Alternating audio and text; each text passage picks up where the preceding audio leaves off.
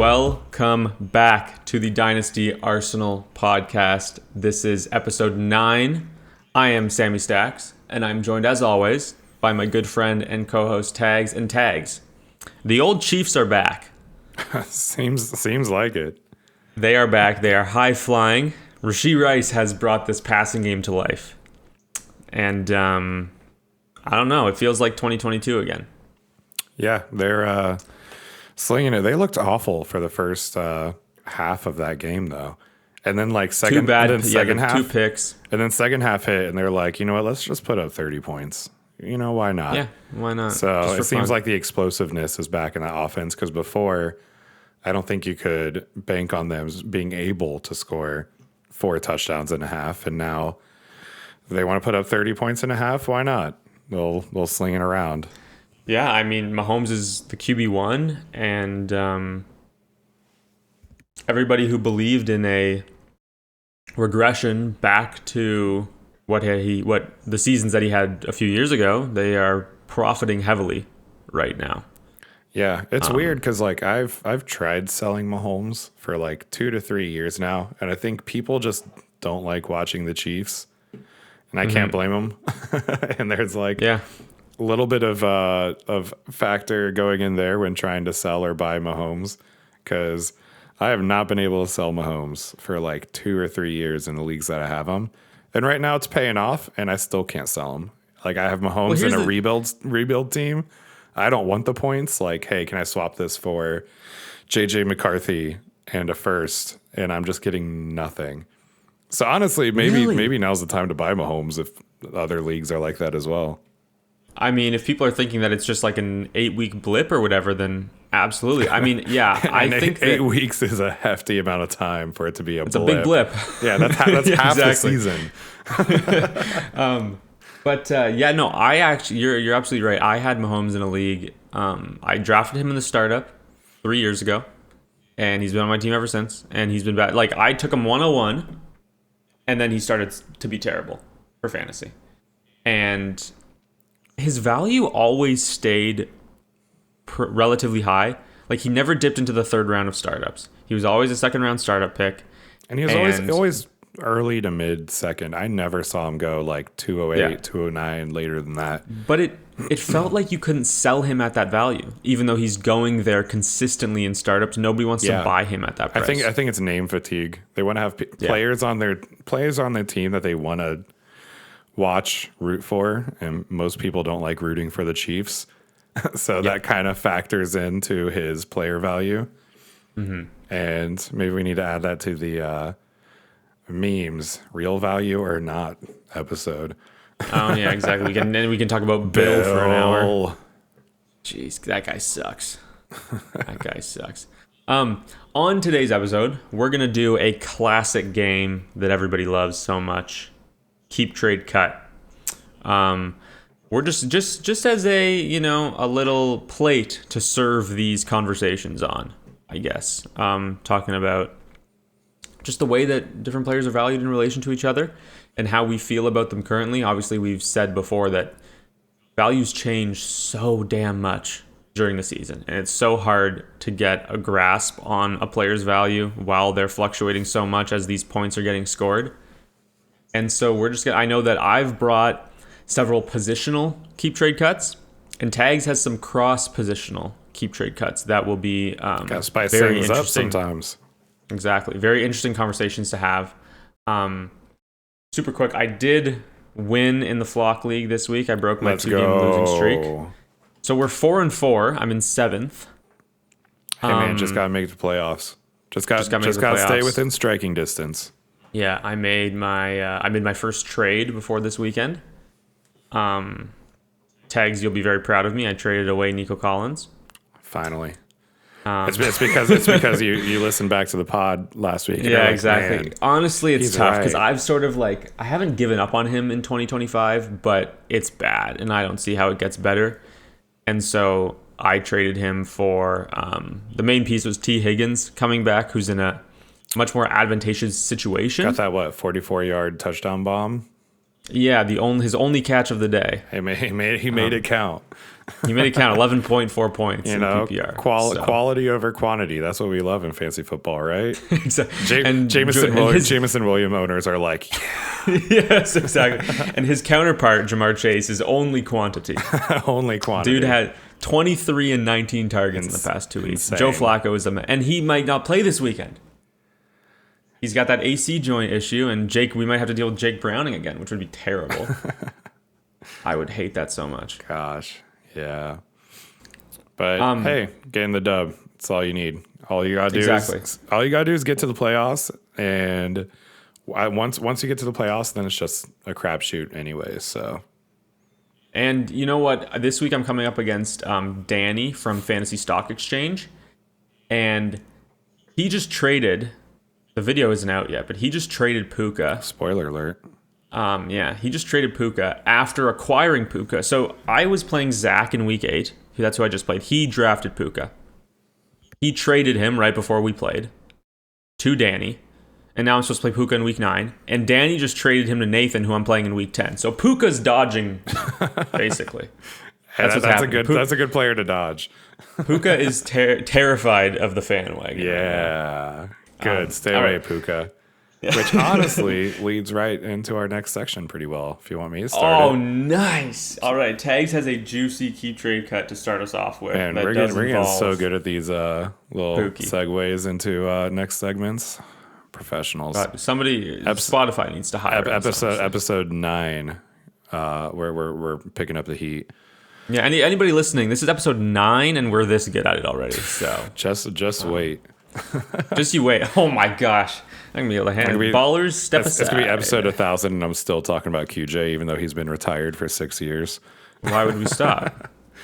All right. First give keep me trade your first cut. one. I think this is a fun one because it kind of shows a lot of value fluctuations since the beginning of this year. And my first keep trade cut is Bijan Robinson, Jamar Chase, Puka. And I struggle. It's so much fun. You know what? I have a very clear keep. And given my commentary a few episodes ago, you probably know who it is. Mm-hmm. The next tier, the trade and cut factor, was very difficult for me. So where do you rank on the keep trade cut? So with this one, I think my stance on this has changed through 8 weeks. So I think coming into the year, and previously, I was always wide receiver first. Less likely to get injured historically. The data suggests that. Longer shelf life as an asset. Running backs tend to hit a cliff before wide receivers do. Just touching the ball that much, it's just inevitable. But as I've evolved as a Dynasty manager, I think this season specifically, what I want the most from this top tier asset is stability. And Bijan just provides that in a way that Puka and Jamar do not to the same extent. And I'll explain why. This injury to Joe Burrow was devastating for Jamar Chase for a few weeks. Now, Joe Flacco has come in, and it's been good. It's not going to be as good as it was with Burrow, but it's been good. Matthew Stafford, who knows how long he's around, right? This past game for Bijan with Kirk was bad, but Michael Penix hasn't looked incredible. And Bijan has been a top 3 running back in fantasy football. So I am valuing that the situation around Bijan is going to affect him less than the other two. And so I would keep, it's so close. These are all first round startup picks in January. But I think I would keep Bijan. I would trade Jamar Chase because his quarterback situation is more secure going forward, given Stafford's age, and I would cut Puka Nacua. I agree. That's the same order I have. You see guys like Devon Achane, that skill set of running backs who can play all over the field. They can play out wide. They can play in the slot. They can take the jet sweep. They can run inside. Those guys are so just agnostic of quarterback change. They're just so steady. And also, when a new quarterback comes in, they are the safety valve for that quarterback. So if when Tua goes out, a lot of time Achan's volume rises because he's the clear outlet. He's the safety dump off pass. He's the easiest option and the easiest read for the quarterback. And Bijan has that same role, except, man, he's so good. Achan's really good, but he doesn't have quite the skill set to be able to run the ball, to actually take it on the ground for 20, 25 carries a game. He's not as big and he's not as shifty. Not as big, and no one can beat Bijan's vision and elusivity in between the tackles. Like just those tiny cuts that just free him up for more space. He is so fun to watch. The make you miss in a phone booth, like his ability like that, like his short yardage cuts, it's insane. It may, like, genuinely every time I see it, I'm like, it's so good that I can't even attribute it to him. It's like, wow, that defender sucks. What does that defender do? And it's so natural. And it's not even his fault. He does not need to think. He's so good at setting up his moves, where he sets up, I'm going to do this cut, which will move this player into this position so I can hit this move. He's always thinking 3 moves ahead, and it comes so naturally to him that he can hit an adjustment so quickly. And he's just insanely talented at that, where that's a tough thing for running backs to do. A lot of times we hear the one cut running back profile where the running back has one move planned, one setup, and then they're like, I don't know what to do. The whole play is chaos. Let's just get those power through for those yardage. Bijan's like, I'm going to set up this twitch to make the defender move this way, so then I can hit this spin to cut it back, which is going to move this player here. He's like Sherlock Holmes when the fight slows down. And he's like, all right, uppercut here, which will cause dislocated jaw, causes him to wince, so I can hit this punch here. That's literally Bijan whenever he's running the ball. So he's my clear number one. I talked to him at the beginning of the season about how he was my buy for the year, how he was going to pass Jamar Chase, Justin Jefferson, and he needed to be talked in that top 5 to 6 kind of startup pick range, where before he was kind of with Jahmyr Gibbs, Amon-Ra St. Brown, CD later in the first round. So they're just using him everywhere. He's got guaranteed passing volume. He's so good. He's getting the touchdowns. He's my clear number one over those guys. And then Chase and Puka, I feel like, are similar, but Chase has more name value. So it's a market, right? I'm trading Chase because he has more value just based on his name alone. But they are essentially the same player and will give you the same production. Yeah. Yeah. Especially rest of season. Like, I think that Joe Flacco will continue. I mean, he might miss this week, obviously, but Joe Flacco will continue to push the ball down the field. I don't think 20 targets a game is going to continue, but it will be high. And, obviously. But I think a minimum is 10. They can't not feed him the ball. So even just getting 10 targets a game, that's still going to be close to 30% target share. Yeah. And it's so funny because it's like, why? It's like, wait, you mean that throwing the ball to a top 3 receiver in the league 23 times works? It's a bold strategy, Cotton. Like, see if it pays off for him. Like, really? Like, why have we thought of this? It is very innovative. Very, very. Yeah, exactly.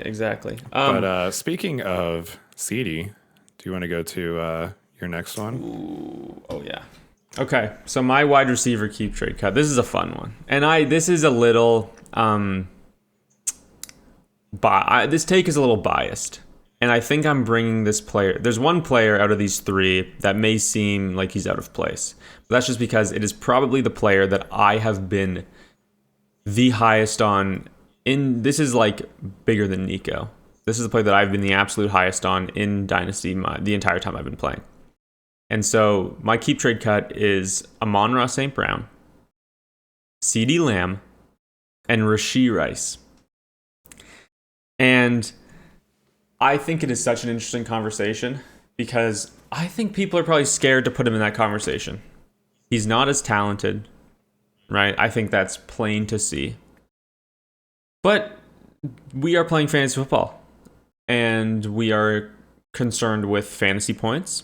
And Rashee Rice scores a lot of them through his first 2 weeks back here, specifically, but also previous to that. So, Rashee Rice, I looked at all of his games in 2025. His 2 games that he played at the beginning of last season, or was it 3 that he played at the beginning of last year? Whatever he played at the beginning of last year. I want to say 3. I think it was 3.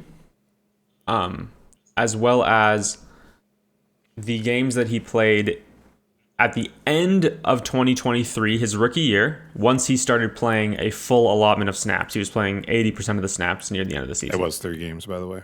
Okay. Over those 3 years, Rashee Rice is averaging 19.5 points per game. Oh no, 20.6 points per game over that span. Now, just the 2 games this year, obviously he's had 3 touchdowns in 2 games, but he's averaging 24.4 PPR points per game. This guy is an elite producer in an offense that we talked about with Mahomes at the top. They are now back to we're going to score 30 points because the defense isn't as good and the running game is worse this year than it has been in the past few. So this one is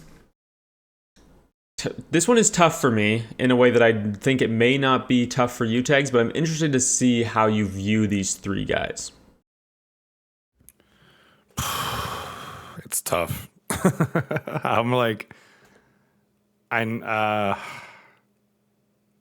What's the age difference between Amon-Ra St. Brown is 26. Rashee Rice is 25.5. And CeeDee Lamb is 26.6. I think I'm keeping Amon-Ra. And I'm trading CeeDee. I'm cutting Rice. Purely because I think I can trade CeeDee for Rice plus a second. Rice so right plus. Now. So I feel like that's now, an easy trade for me. Yeah. I think it's tough between keeping Amon-Ra St. Brown or Rice. Because my biggest concerns, I've been a known Rice hater. Mm-hmm. And my biggest concern was that a lot of his production his rookie year came when Travis Kelce was out. And they kind of played the same role. But since then, his role has expanded, which I wasn't sure he would be able to expand. He kind of thrived in that short range, make a guy miss, get some extra yak, and then go down. And now he's kind of expanded to both doing short roll. He gets some intermediate throws. And I wasn't sure that would work well with Kelce. But we've seen it happen like just this past week. He played really well with Kelce. And we've I am switching my tune on Rice because he's been very good and I've been a hater for a while. So I'm sorry, Rashee Rice, if you're out there listening to the pod. I know you are. And not while he's driving, hopefully. He just like fist pumped in the air. He's like, yeah. Finally some approval. But yeah, Amon-Ra and Rice is so close to me. They're so close in age. I'm only taking Amon-Ra higher because, again, like it seems like so many of these keep trade cut comes down to name value. Like Amon-Ra is worth more than Rice because he's been doing it longer and has the name. Yeah. So I'm keeping Amon-Ra, trading CeeDee, cutting Rice. But weirdly enough, I'm doing that so that I can buy Rice. Because I think I can get a plus on Rice for any of those guys. If you had to just take one in a vacuum, outside of the value you would get in a trade, you'd rather have Rice over CeeDee? Overall, I think I'm taking CeeDee. Okay. So I'm the same as you, actually. I think, although I love Rice so much, my point of bringing him up here, he's the wide receiver 11 on this website, Keep Trade Cut, right now. Amon-Ra's at 5, CeeDee's at 6. My argument is that they are all in the same tier. And that's where they will be drafted come the offseason. But I'm the same as you. I'm going to keep Amon-Ra because he is so damn reliable. 20 points per game over the last 3 seasons. Hardly ever misses with injury. He's a target monster, a target share monster. He scores a lot of touchdowns, even though he's a smaller player. I just love the reliability. CD, we've seen a lot more up and down. But I think he's just that number one alpha, that he has that profile that Rice doesn't necessarily. And I think regardless of situation, CD is the better receiver. And so I'll take him there to trade. And I will cut Rice, but it's so close. Those 3 are so close, and that's why I think it's an interesting conversation, because Rice through 2 weeks here. I mean, the buy window is absolutely gone. I tried, and I got shut down everywhere. Yeah, he's. I'm lucky that he's been one of my biggest hits. I have him in, I think, over half of my leagues, because the suspension scared a lot of people off, the injury as well. And there was a buy window, and it is now gone. And I think that he will be a early second startup pick in the offseason. And I think that he should be. Yeah, I like it. That's a fun one. I also have a fun one, and it's primarily receivers. My next keep trade cut is between Brian Thomas Jr. Every BTJ So weird. owner just like cried a little hearing that. Brian Thomas Jr. against Nico against Jackson Dart. How are we feeling? Wow. Yeah, that is Putting your Nico love to the test. that is very interesting. The Nico and Brian Thomas age difference is wild. Now, obviously, I mentioned I traded Nico Collins away. And part of that is due to the fact that I do not think his outlook for 2025 is very bright. I think he will be good. I traded him because I think that his value is higher than how I think he will produce. But that's obviously a redraft league. We are playing Dynasty here. And I think that long-term he will be fine, but he will be 27. So I'm definitely taking Brian Thomas Jr. over Nico. And with how this season has gone so far, oh my gosh, this is so hard. Jackson Dart has been really good. If we look past, he has the rushing.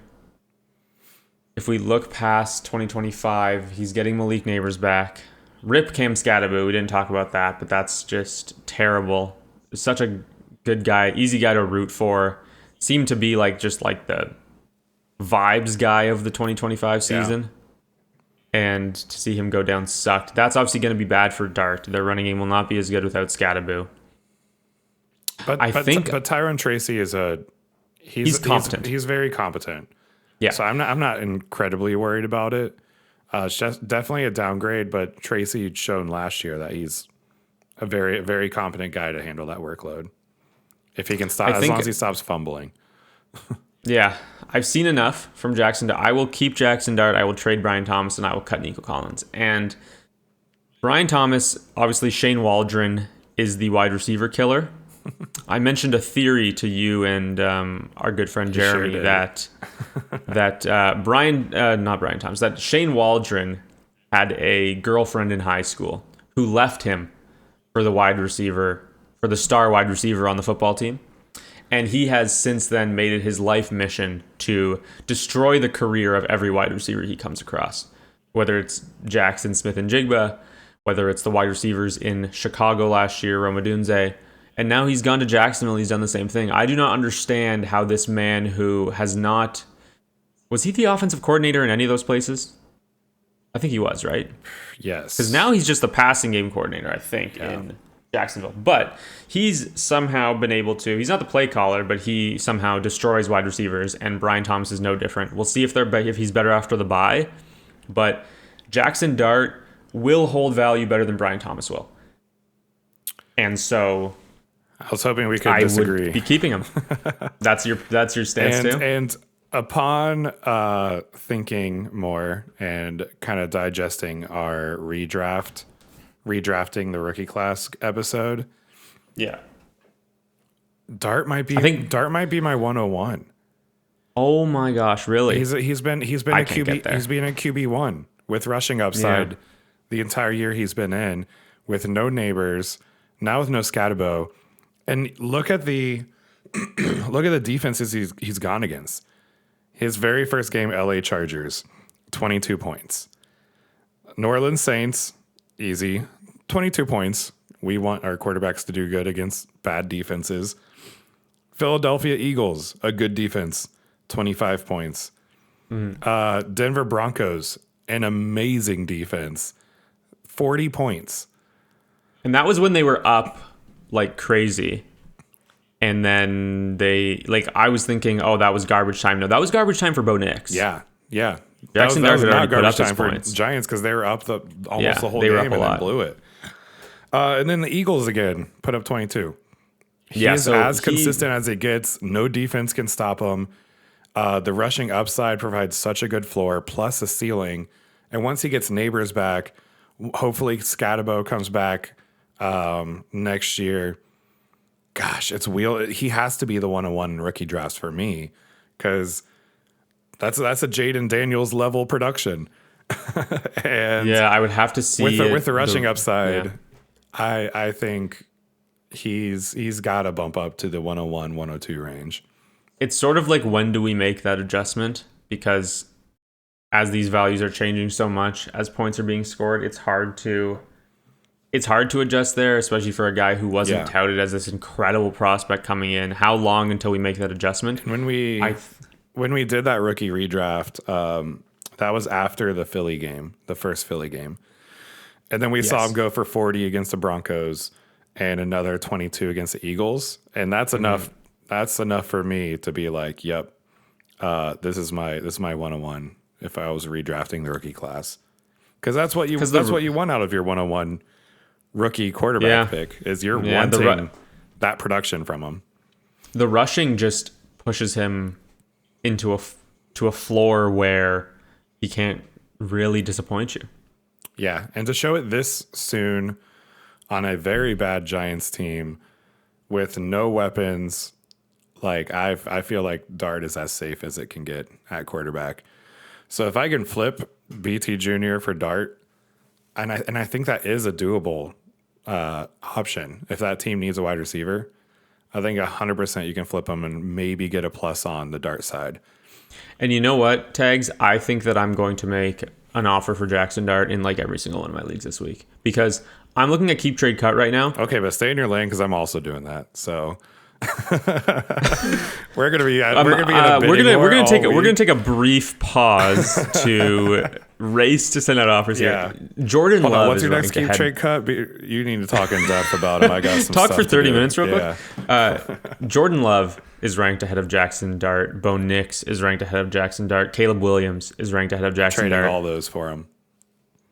Yes, please. How is Drake May the quarterback 4 in Dynasty, but Jackson Dart is the quarterback 13? The values not have hate on May. The values have not caught up yet. Yeah. Dart should be like, if I'm ranking Dart right now, let me go to my quarterback tab. And people might be thinking, let me get out before we see the Giants without Scatabo. Yeah. And honestly, this is a great segue into your next keep trade cut. We're crushing it. We're firing on all cylinders today. If I'm looking at quarterbacks, Josh Allen is above Lamar, Jaden, May. Hurts or Dart? Yeah. He starts into the conversation at QB5. So there's a tier. There's a tier there, I think. Yeah, like there's Hurts, after Mahomes, after May, Burrow. I feel like there's a tier jump, and I think it's fair to put Dart into that tier already, just based on the rushing upside and what he's shown already. Because he's also shown that he's like a very competent passer. He threw for 283 and 3 touchdowns against the Denver Broncos. Very good defense. So the fact that he has the passing upside plus the rushing upside, I'm just all in on Dart. And if we're going to meme ability, Dart is the best quarterback last name you could possibly have. It's actually pretty incredible. You know what his brother's name is? What is it? Diesel. Oh my God. That's like elite tier. He has a brother who's currently in college, and his name is Diesel. How's he doing in college? Is it going to be I don't know. I'm pretty sure he's a wide receiver. Oh, I don't think he's that I mean, good. it's a pretty good wide receiver name too, but he was born to be an insane, Yeah. Jamarcus Russell build type quarterback. And you know what? With Jackson Dart, I was worried because the Anakin Skywalker thing that he does, like he wants to be Anakin, he wants to like cosplay Anakin Skywalker. Yeah, He's got like he looks the part. he does like the black paint thing. If he was bad, that would be terrible. Like you can't cosplay Anakin Skywalker and suck, right? It's like how Cam Ward does the stupid celebration thing, and then Yeah. now it's done against the Titans more than it was than Cam Ward does it because You have every you have opponent, to be able to back it up. dude, he gets sacked, and then the guy who sacks him does the stupid celebration or what? Yeah. So Jackson Dart, if he sucked, that'd be bad, but he's good. So. And then, But yeah. and then quick analysis on Brian Thomas Jr. for me. Brian Thomas is my trade. If you're a Brian Thomas owner, you're just holding and hoping the Jaguars figure it out. There's been a lot of trade talks regarding Brian Thomas Jr. this week. There's no why on earth would they like who's starting that? It doesn't make sense why they would trade him. Honestly, anyone starting it is probably a team wanting to trade for him. It's ridiculous. Give Drake May Brian Thomas Jr. please. Yeah, I'm begging you. But like I think he might be a buy this offseason is if Shane like genuinely the Shane Waldron thing, it's funny and all. I actually think that it's having some sort of effect. Yeah. Because how the heck does Jackson Smith and Jigba, Rome Odunze, both have awful seasons with him and then a really good season immediately following him leaving, and then Brian Thomas. As soon as he leaves, they're good, and then Brian Thomas is really good in his rookie year and has an awful season when Waldron gets there. Like, yeah. And the Jaguars, there's merit to it. The Jaguars have been talking constantly about how they need to make Travis Hunter the focal point of this offense, which isn't a great look for Brian Thomas Jr. And we saw that last week. We saw a very concerted effort to get Hunter involved in the offense, feed him targets, keep him active the entire game. And Brian Thomas Jr. was nowhere to be found. So if you're like, I've tried, I've got a contender league where I have Brian Thomas Jr. And he's like clearly the one spot on my team where it's like, I can't not start him because he's Brian Thomas Jr. He has so much value in that position, but I can't trade him. Like I've tried to trade him to a rebuild team and I can't get anyone to bite on him.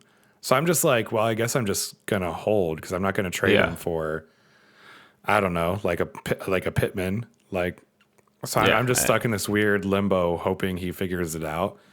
And then Nico, you know my thoughts on Nico. I've been out on him. He's an older prospect. Is he 27 yet or almost? He will be going into 2026. Yeah. And usually once wide receivers get that 27 on the age tag, their value can only go down. We rarely see receivers that are second round startup picks hit 27 and gain value. I do think that he is entering that full on vet range, which is fine.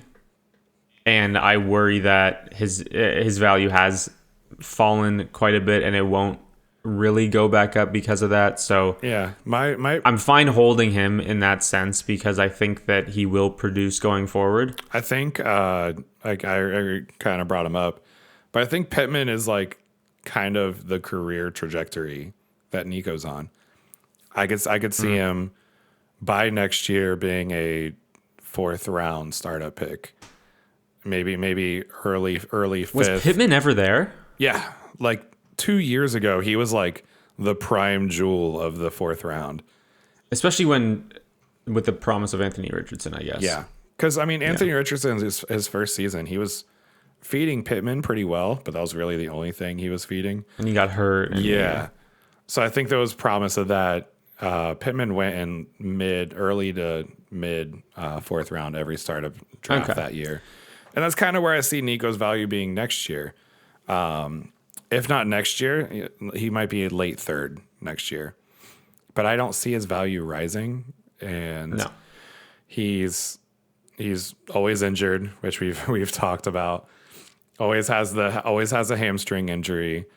And we see he should be feasting on volume right now in this offense, and he's not. Yeah, the targets just aren't good because the offensive line is absolutely atrocious. Yeah, and no one knows if they're going to be able to fix that this offseason. Yet, as soon as he leaves, they cook the San Francisco 49ers. So I don't know what to tell you. I'm gonna plead the fifth on that one. But we can move to my next one. We briefly talked about the quarterbacks at the top here with Jackson Dart, but I have a 3-pack of established quarterbacks in the league, and that's going to be the QB 6, 7, and 8 on Keep Trade Cut. Patrick Mahomes, Justin Herbert, and Joe Burrow. For me, this is pretty easy. But clearly, Keep Trade Cut and the community, if I'm to judge it as such, views it differently. They see it as Mahomes, Herbert, Burrow. I'm wondering, how do you see it, Tags? Keep Trade Cut has Burrow below them. Oh, I'm looking Keep Trade Cut has Joe Burrow as quarterback 8. That is very surprising. Man, Burrow's about to be 29. What happened? God, are we... He was a really old prospect. Are we old? For mentally, Burrow is 26 to me. Yeah. That's another deceptively old player. Deceptively old. It's a shocking revelation to me. I think I'm going... God, this one's tough. I think I'm keeping Mahomes. I'm keeping Herbert. I changed my mind. God, I don't know. I'm panicking. I have mine ready, so I'll give you a few more minutes to think about this. Let me go. Let me take Herbert because he has the youth. They're so close. I'm going to take the youth as the tiebreaker. But I feel like youth also doesn't matter that much for quarterbacks. It's a year basically between him and Burrow. This hurts. This physically hurts me, Sammy. For me, I am. Tell me what you got. I am quite easily. This is honestly no. I'm keeping Joe Burrow. I am trading Patrick Mahomes, and I'm cutting Justin Herbert.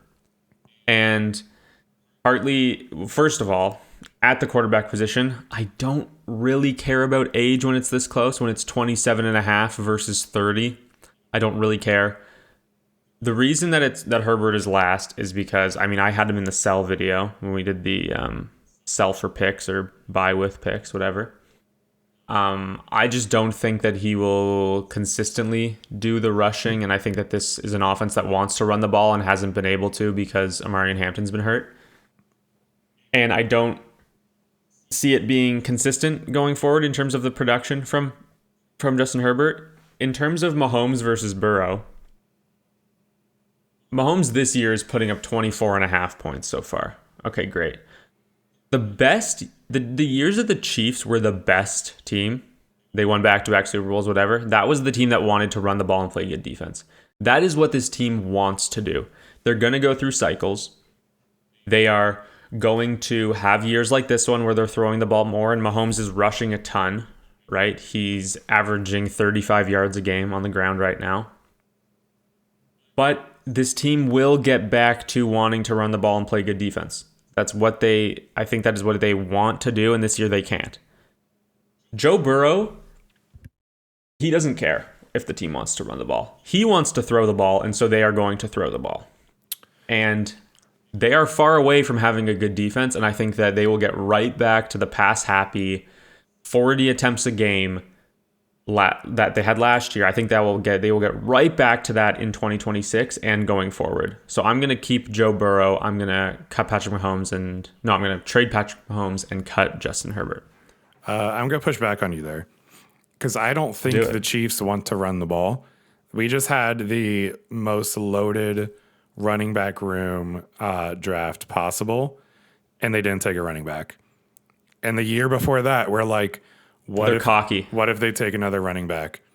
I don't think they also, know. Does Brashard Smith mean nothing to you? I mean, he was a 7th round pick? Yeah. So he means nothing to them. Don't put this on me. If he meant more, they would have taken him before the 7th. So I don't think they want to run the ball. I think what they're doing now is what they want to be. They know Mahomes is their best weapon. Mahomes is in his prime at 30. I've just made Mahomes my keep mentally. And Burrow's my trade. Herbert's my cut. And Yeah, it's so close. I have a stat. When you're looking at these quarterbacks, you want them to have QB1 overall upside. I physically do not think Joe Burrow can do that because his Really? very best season, he hit QB3. Statistically speaking, the QB1 overall needs to hit 400 yards rushing to add that to his production. We haven't had a quarterback one overall that hasn't hit that 400-yard mark. And I looked it up. I believe it was 5 years. And I didn't do research past 5 years because the game changes so much. But we haven't had a QB1 overall that hasn't had a rushing floor of 400 yards. Burrow cannot hit 400 yards rushing. And I think he's going to always be in that QB3 to QB7, QB8 range. And also, injuries should be concerning by now. He's missed what, half his seasons with injuries? Yeah. And I think that factors in. I think what the Chiefs are now, I think are what they want to be. They struggled finding those weapons when Tyreek Hill left. So I think they had to pivot to defense first, run first mindset because Sky Moore didn't pay off. Juju Smith-Schuster didn't pay off. All these weapons they brought in to try to replace that Tyreek Hill production just didn't pan out. But now that they have Rice, honestly, Noah Gray looks really good behind Kelsey. So I'm not worried if Kelsey retires. Noah Gray looks good. They can always get a productive tight end. You see how many productive tight ends are hitting the NFL this year from this rookie class. I'm not too worried about replacing Kelsey's production. Worthy is a great weapon for them. They have all these weapons locked in. I think they're locked and loaded. Mahomes just hit 30. He's in his prime. I think they want to sling the ball. I don't think they want to be a run first team. So I completely accept your argument. And for me, like, I imagine when we get to the offseason and we talk about rankings and stuff like that, I imagine they will be within 3 of each other. Yeah. Same tier, probably. It's going to be so close. The reason why I am taking Joe Burrow over Patrick Mahomes, even if you are correct, and Patrick Mahomes has the quarterback one ceiling, which he obviously does, and Joe Burrow does not. What Joe Burrow doesn't have in his range of outcomes, in my opinion, is what Mahomes did in 2023 and 2024, where he averaged 17.5 points per game. I don't think that is possible for Joe Burrow. And that is why, like, we saw Mahomes' value fall from the 101 to a mid second round pick in startups. And I don't think that is possible for Joe Burrow. And even over that span, Mahomes is averaging 37 passing attempts a game. So I just think that maybe it's a ceiling floor argument versus a stability argument. Right now, Mahomes is doing this. In 2024 and 2023, he did very much the opposite. And I think I would rather the guy, and maybe I need to think about injuries more, but I think I would rather the guy who I know is not going to fall below 20 PPR points per game or below 20 points per game. I just don't think that's in the range of outcomes for Burrow the way that we saw it be for Patrick Mahomes. I mean, Patrick's worst season, he still finished QB 11. Yeah, but that's not good for a Burrow's first round starter pick. Full season he played was QB 7. So what's the points difference though? It was 352 for Mahomes versus what year is it for Burrow that he was so bad? It is like a 50-point difference. That's what I'm saying. I just think that Burrow will never put up a year like Mahomes did twice in a row. Yeah, he's going to put up a year where he gives you 0 points. That's way worse. Maybe I should think about the injury more. I really try not to do that.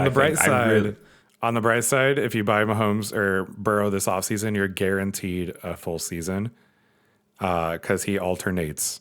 It's 1 year on, 1 year off. Maybe I'll just do that. I'll buy him and then sell him. But I mean, I'm fine with QB 8, QB 9, QB 10 numbers if it means he's going to play the whole year, which he always does. I feel like Burrow's injuries have to be concerning at this point because, I mean, he's got like a 7-year track record of 1 year on, 1 year off, 1 year on, 1 year off. It's almost like clockwork. I never know how to look at that because Injuries there are are tough. guys. Yeah, it's hard. There to are guys factor. who are coined injury prone their entire careers, and then you look at like Saquon's late career resurgence. You look at Christian McCaffrey this year. Obviously, it's easier with a old running back as opposed to a quarterback in their prime, where they're not valued nearly as high. Yeah. But I just try not to let that creep in too much because I don't want to miss out on incredible production because I'm worried about an injury. But I think it's production you can get in Mahomes. Like clearly now that Mahomes has established weapons, and I'm going to jinx it now that I say this, but it's like Mahomes isn't going to get injured. He's played a full season every single year of his career. He always has little nagging stuff, but you're right. He never plays has through for the most part. Yeah, he might had miss like one game. Yeah, he has a high ankle sprain every once in a while. He has this kind of stuff, but he never has something that knocks him out for a season. Yeah. Meanwhile, like Burrow will strain his calf in training camp and then just be done for the year. Yeah, it's very exactly. Bizarre. But yeah, it's definitely a fun conversation because those three guys are so close for me. And I've got you got another one? I've got one more. Yeah. Actually, I have two more. This next one though is everyone's favorite darling, Aronde Gadsden, versus CJ Stroud and Breece Hall. And I thought this was a very interesting one. Just to see how much Gadsden's value has gone up. And let me tell you what, I tried buying Gadsden everywhere after his first breakout game. And everyone was like, I kind of want to hold now that he's like clearly established himself as a starting tight end there. I just want to hold. I don't want to sell him for an early second, even though they got him for like a 4th round pick. And now they're just like, you know what, 2 firsts and he's yours. I'm just like, man. Yeah, I don't know about that. I don't know about that. I offered a first for him in a few leagues because I'm like, you know what, a late first, and if I'm a tight end needy team, I think he's legit. I think he is a very versatile weapon, and he's already has a game plan for him in the Chargers system. So I sent a first for him in a few leagues out, and they were just like, nah, I need a second added on, or I need like a plus. And I'm just like, insane that his value rose that quickly. But I think he's also really good. So it's kind of makes sense. And then it's an interesting conversation because it's him versus Stroud, who has lost a ton of value this year. In a shaky situation, no offensive line help. Offensive line is typically a very difficult skill position to improve on. Takes a couple draft classes, takes a few free agency classes that hit. Yeah. So there's no guarantee his line gets better this offseason. We hope it does. At least not significantly. Yeah, because they have the wide receiver weapons in place, so they can afford to just, you know what, we're just gonna Woody Marks looks legit. Yeah, we're just gonna hit on that offensive line nonstop in this draft. 1st, 2nd round picks, offensive line, then fill whatever need you outside of that. But they gotta fix it. And it's a hard position group to fix, but it's also a very important one. And then there's Breece Hall, who has we just don't know what his future outlook looks like, if it's gonna be a Jet next year, if he's gonna hit free agency. It's extremely early value riser versus 2 players who are in shaky situations. So what are you feeling for this one? So unfortunately, I don't want to be this guy, but I have to be the downer on Aronde Gadsden. Don't be the voice of reason here. That's not fun. I have to. It's not fun, and I don't want to do this, but I'm definitely cutting Aronde in this situation, and there's a few reasons why. This is a situation like with Aronde, it's kind of like Bill at the beginning of the year, where I have no idea what to do with him because his value is at a point where it could completely bottom out, or you could sell and then it skyrockets. And so for me, he's already the tight end 6 on Keep Trade Cut. That is insane. He's had what, 2 weeks? He's had 2 weeks where he's done something. 3. He's had 3 weeks where he's done something, and he's the tight end 6 on Keep Trade Cut. To be fair, he's done a lot in those 3 weeks. He has done a ton in those 3 weeks. Here's a few things that I'll say. The Chargers offense is not one where one guy is going to produce as the number one weapon the entire year. We saw at the very beginning of the year, Keenan Allen was scoring a touchdown every game, Quentin Johnston was the truth, and Ladd McConkey was the bum. Since then, I think QJ just goosed. Ladd McConkey looks great. Oronde Gadsden is balling. Keenan Allen had a 11 target game a few weeks ago. There's so much going on in this offense. There are so many mouths to feed that Oronde Gadsden is not going to continue to do this. And that leads into my second point. There is no tape on Oronde Gadsden. Nobody knows how to defend this guy. They're going to watch tape. They're going to be like, okay, no, this is a premier weapon in their offense. We're now going to focus on him. When previously they're focusing on, holy shit, they have 3 incredible wide receivers that have been cooking everybody every week. Let's focus on those guys. So I think more defensive attention is going to go to Oronde. It almost seems like they figured out QJ. and they're just moving one by one. They were looking at Ladd. And then that opens up the books for Oronde Gadsden to kind of just like cook on those seam routes. Yeah, they're coming into this year. They're like, okay, QJ sucks. We don't need to mark. We don't need to guard him. Ladd's really good. We're going to guard the shit out of him. So Ladd doesn't do anything. QJ cooks. Then they're like, no, QJ's the one. Now we got to look at him. Ladd starts. Yeah, so I think that it flattens out his production a little bit the rest of the season. And then he's just he's a 5th round pick at tight end, not a highly touted prospect. He had a lot of production in college, but he's not a highly drafted prospect on a team with a lot of target competition. And I feel like he's one of those tight ends where he's very athletic and he's just sort of going to be system dependent. And there's just a lot of volatility there that I don't see in CJ Stroud, where I think that CJ Stroud is a starting quarterback in the NFL and he will continue to be that. And because of that, he will have a lot of value. And regardless of how he finishes this year, he will have a lot of value in the offseason because he is young and because, like I said, he's a starting quarterback. And it should get better for him. And then with Breece Hall, who I think is my keep here, the Jets have realized that he is the best weapon in their offense, especially when Garrett Wilson is out. But they need to build this running game around him. And I think that he will continue to be good for the rest of this year. He has a decent schedule. And then he probably moves on. And if he doesn't move on, he gets a contract in an offense that theoretically should get better with a rookie quarterback. So I think just based on insulation of value, I'm going to keep Breece Hall, trade CJ Stroud, and cut Oronde Gadsden. And I think that there's a bigger gap between Oronde and the other two than there is between Stroud and Breece. Wait, did you say Gadsden wasn't very athletic? No, I said he was very athletic. Oh, gotcha. I was like, we're about to throw hands right now. No. He's incredibly athletic. He's like Mike Gesicki. Yeah, he is a power slot wide receiver playing tight end. Yeah, that's essentially what he is. So I'm really, it's going to be a fun talk in the off season, talking about tight ends, because we've seen a clear shift. It always takes like 4 to 5 years to catch up to trends in the NFL, and we saw really like Rob Gronkowski and Jimmy Graham kind of started it, where, okay, the tight end is a legitimate weapon.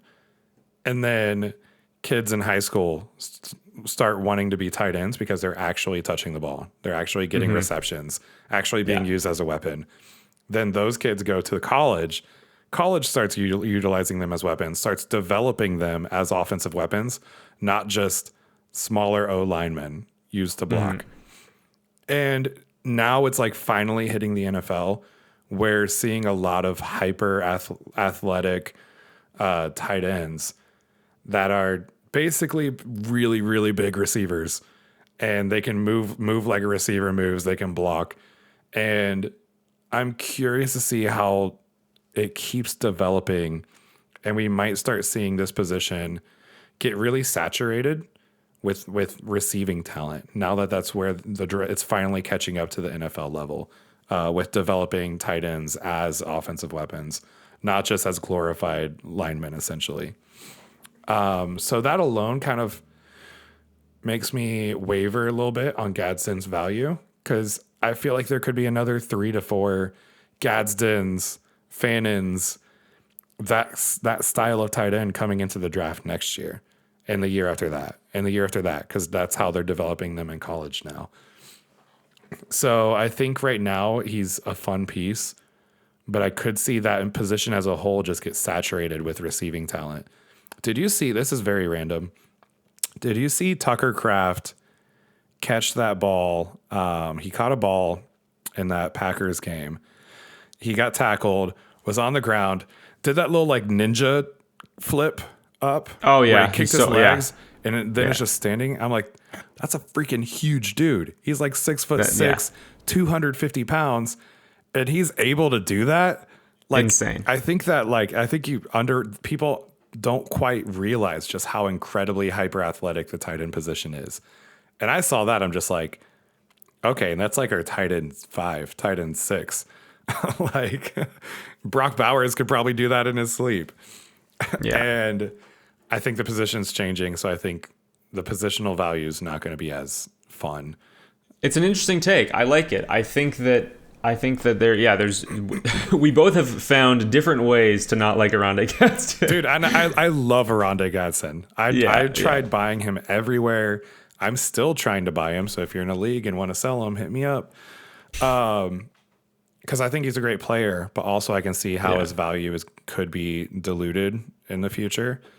So my keep trade cut, now that I can finally answer this, I think I'm keeping Stroud because positional value at quarterback just holds value for so long. Mm-hmm. He's surrounded by so many weapons. They just need to get the O-line fixed. I'm banking on them hopefully being able to do that. It's a gamble, like I said. It's not an easy position group to fix. So I'm going to bank on them being able to fix that.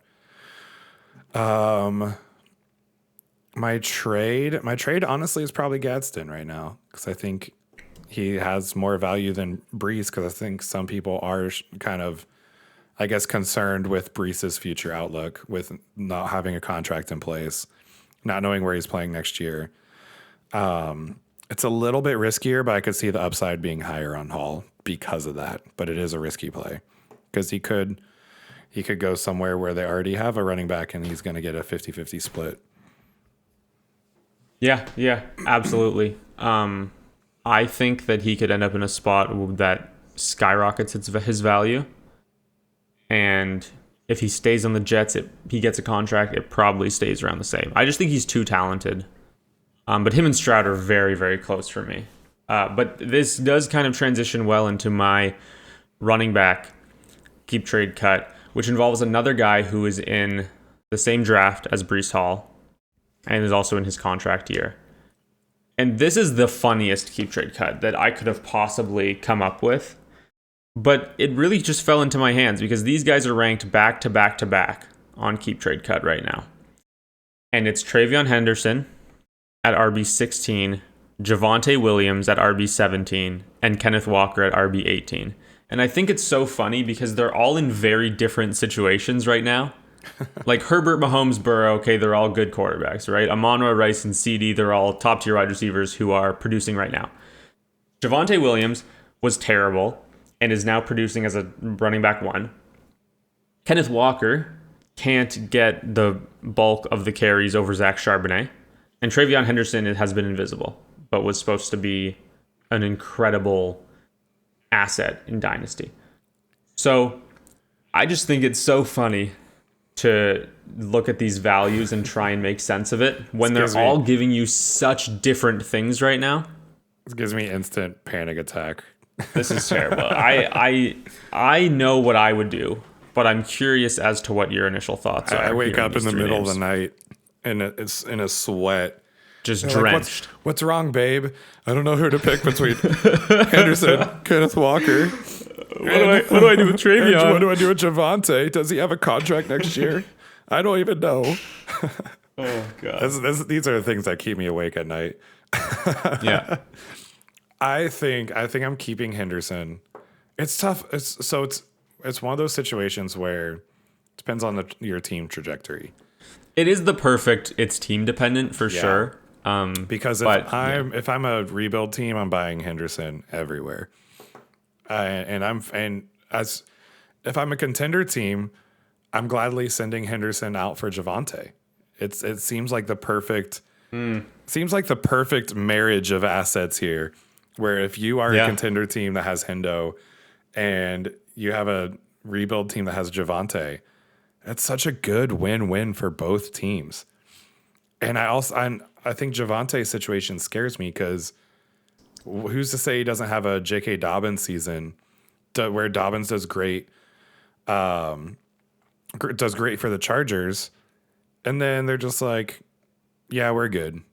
And then he goes to the Broncos. And he's done good on the Broncos, but not as well as he was with the Chargers. I feel like that could be like Javonte as well, where he just becomes that's very interesting. One of those like Najee kind of players where it's like he's 25, he just becomes a journeyman where he plays for a year with a team and then moves on. And it's hard to really value those guys because you don't know when's the last year. And they both had injuries and injury concerns, so I feel like it's a perfect player comp.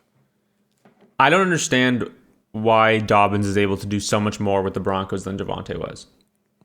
That doesn't make any sense to me, considering how productive Javonte has been on the Cowboys, who have a worse offensive line. Yeah. But Javonte could do absolutely... Is it that he's an extra year removed from the injury, which was like 2023? Like, we're far away from this injury now.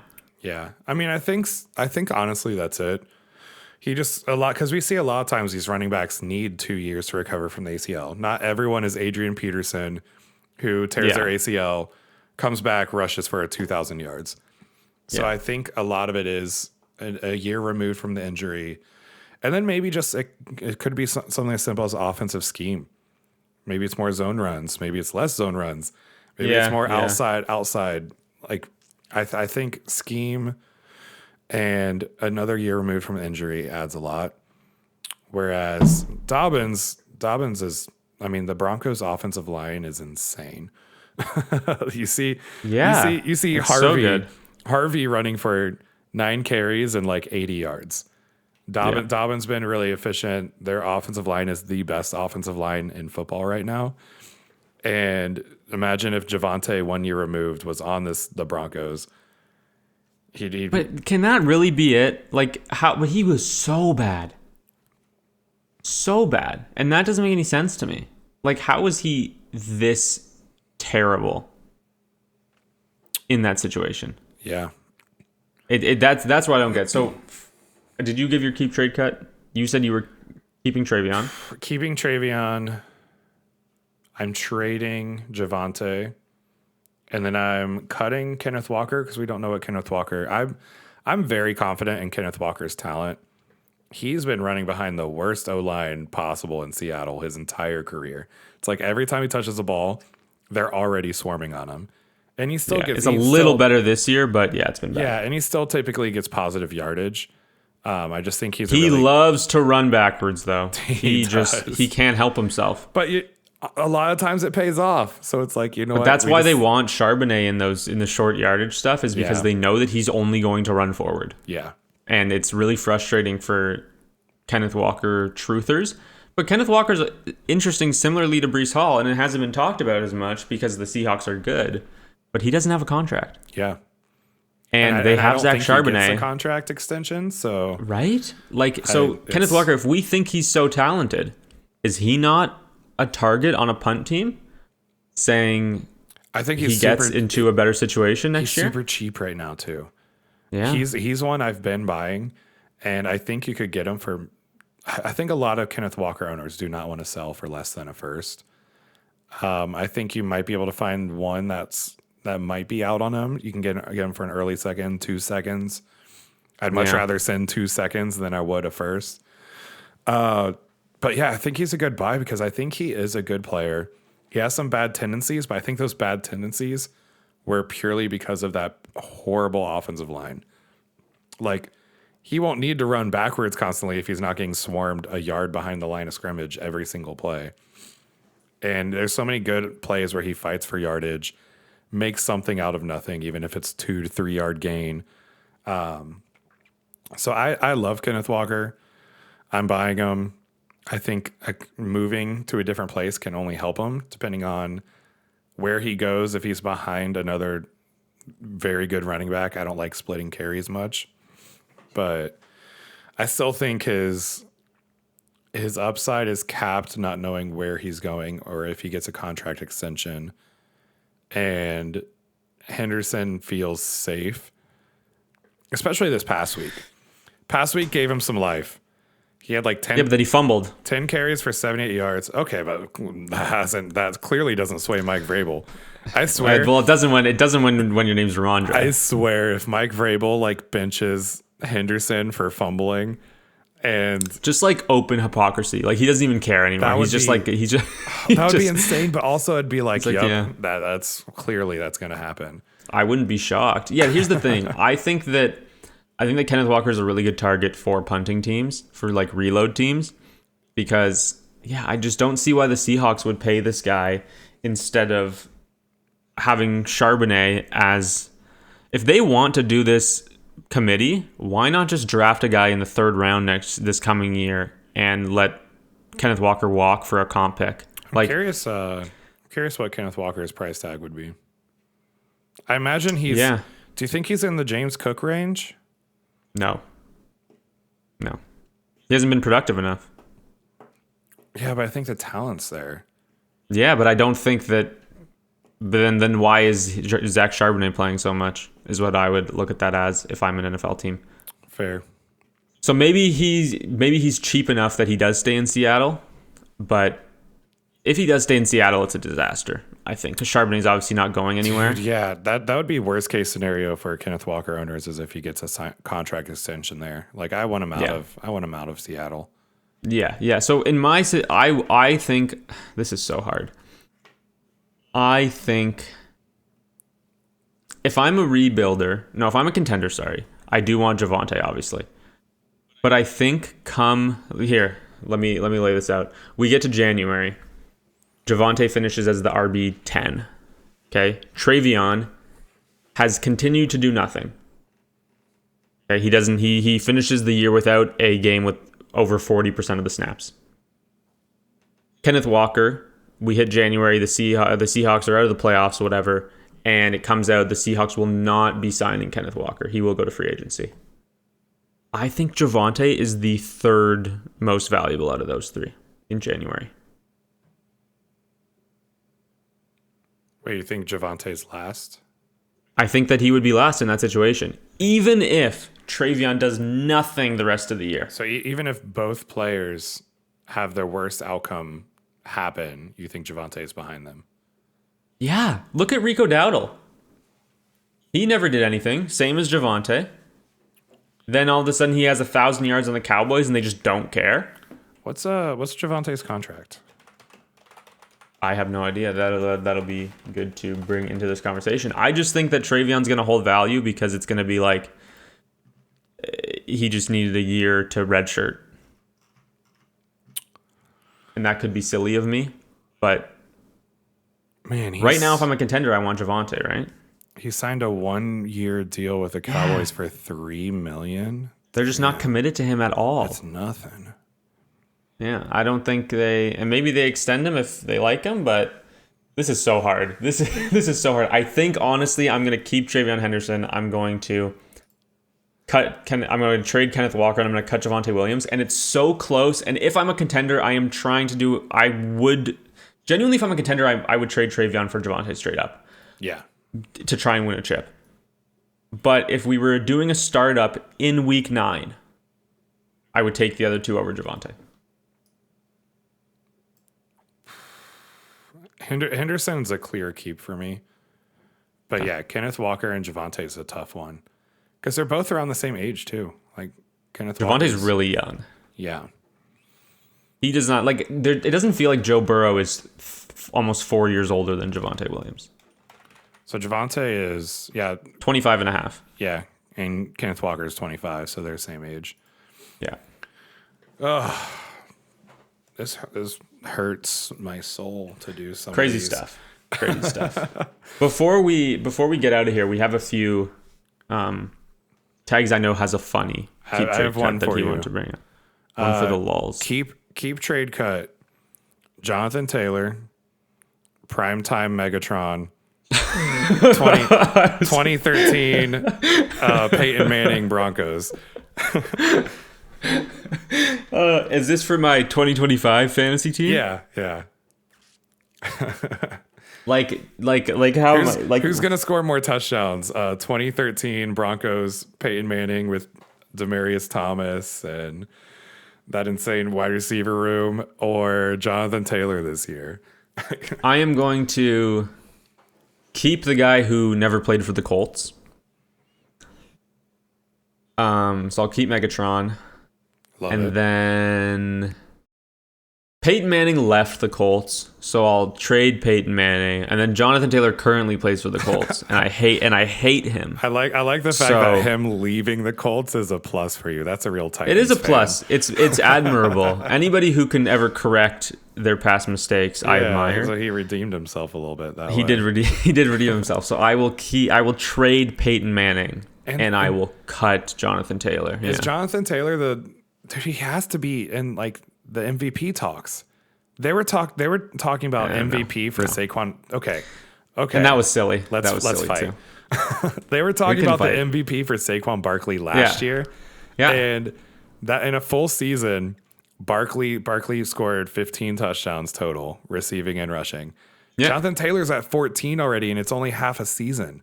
Here's my argument. They were also dumb to talk about Saquon Barkley That's as a the MVP that's a last very year. good argument.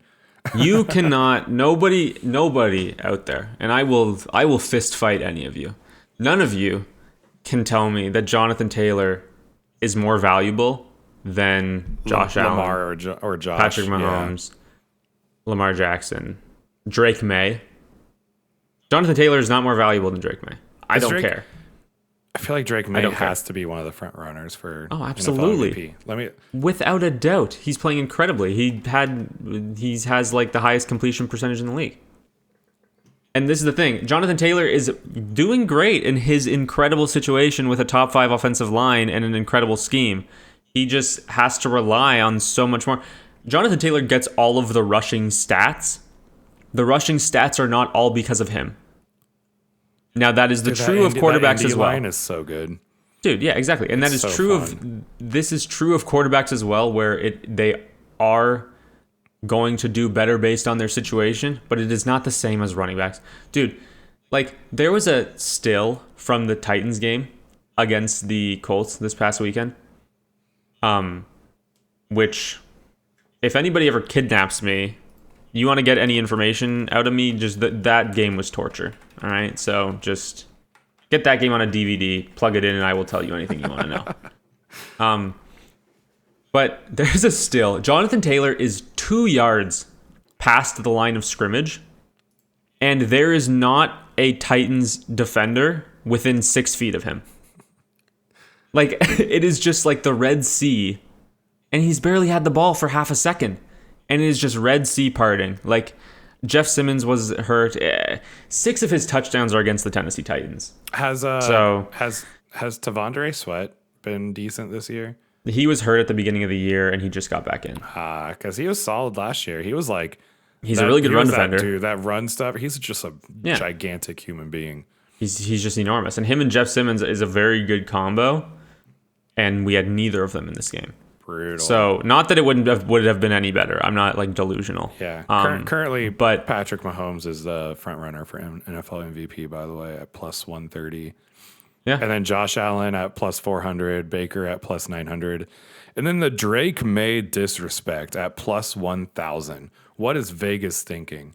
Dude, Drake May is so much better than Baker Mayfield. May is already setting so many records this year. I love Baker, efficiency. but, like, dude, yeah, that's... And he's got... Drake May should be ahead of Josh Allen. Dude, May's making Kayshawn Booty look like a stud. Maybe Keyshawn Booty's making Drake May look like a stud. I don't know. We can't roll it out. So finally, our last keep trade cut: Quentin Johnston, Mason Taylor, and Justin Fields, and we're gonna keep all of them, and nobody else can have any. Yeah, get your own. Get your own Justin Fields. He's mine. Everybody's like, okay, you can have him. By the way, even 39 points. Justin Fields putting up 39 points. I would like everybody to apologize to me. Do you think because this is the worst possible time for a bye for the Jets? Do you think so? Fields keeps his job after the bye? How can you possibly bench him?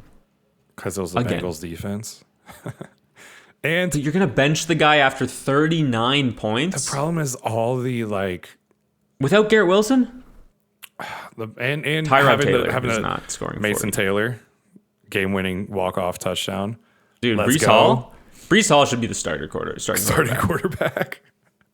I mean, he threw a pretty ball. That was a nice little lob. Did. I liked it. He over did. The defender. You know what? They can't roll him out. Plot twist. They shouldn't. Plot twist. Just wildcat.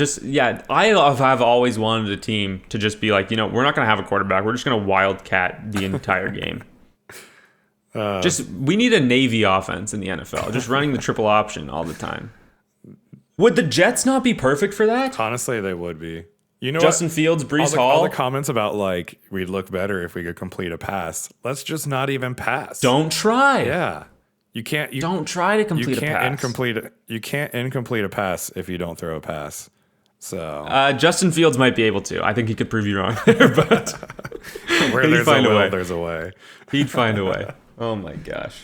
All right. Cool. Good episode. I think we did good on time this week. Actually, good for us. I'm proud of us. Not too bad. We're every week improving a little bit.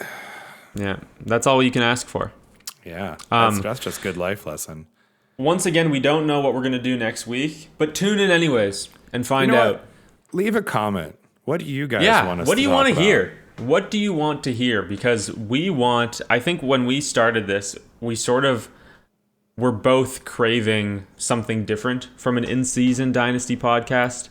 There aren't that many, and they're sort of all doing the same thing. Risers, fallers, start sits, all this kind of stuff. Yeah, so we want this to be different, and I think we've tried that in a few episodes. But what do you want to hear about from an in-season Dynasty podcast? That's what we want to give. Yeah. So let us know in the comments. Leave a like. Subscribe. Hit the subscribe. All the things. Do all the things. Leave a comment. Share it with your friends. Keep trade cuts. Where do you rank on? Let's get some conversation going. Where do you rank on JT versus Primetime Megatron versus 2013 Broncos Peyton Manning? Let us know. Is there anybody that likes Justin Fields more than I do? I want to hear from you. Let's be friends. Okay? All right. Thank you guys so much for listening. Justin Fields also wants to hear from them. So leave a comment on Justin Fields' Instagram or something too. He could Justin Fields, hit me up on Twitter. All right? We can talk. That's gonna be our jingle. Yeah. If he ever gets fired, we're hitting him up and be like, "Hey, be a recurring guest on the podcast." Oh my god, we can't pay you. I believed in you and nobody else did. But you know what? We appreciate you, and that's worth more than getting paid. You know? Yeah. Exactly. Anyways, on that note, thank you guys so much for listening. We will catch you next week. See you next week.